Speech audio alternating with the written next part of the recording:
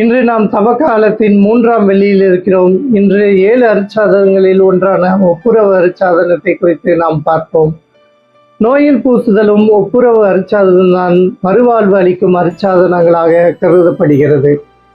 ஒப்புரவு என்பது நாம் திருமுழுக்கின் பெற்ற அந்த புனிதத்துவத்தை நமக்கு எடுத்து காட்டுகிறது.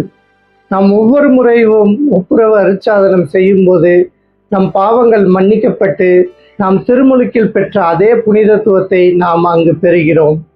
உதாரணமாக, பழைய ஏற்பாட்டில் ஆண்டவருக்கு உகந்தவராக இருந்தவர் தாவீது அரசர். அவர் 2 பெரும் பாவங்களை செய்தார்.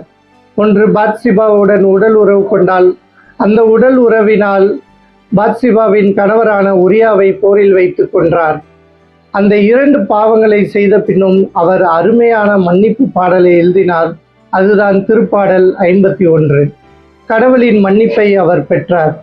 அவர் அந்த புனிதத்துவத்தை மீண்டும் அடைந்தார். நாம் எப்போதெல்லாம் நாம் ஒப்புரவு அருட்சாதனத்தில் ஒரு குருவானவரிடம் பாவ அறிக்கை இடுகிறோமோ அப்போதெல்லாம் நாம் திருமுழுக்கில் பெற்ற அதே புனிதத்துவத்தை நாம் அங்கு அடைகிறோம். எனவே இந்த தவக்காலத்தில் நாம் நல்லதொரு பாவ சங்கீர்த்தனம் செய்வோம். நாமும் புனிதத்தில் வளருவோம். ஆமென்.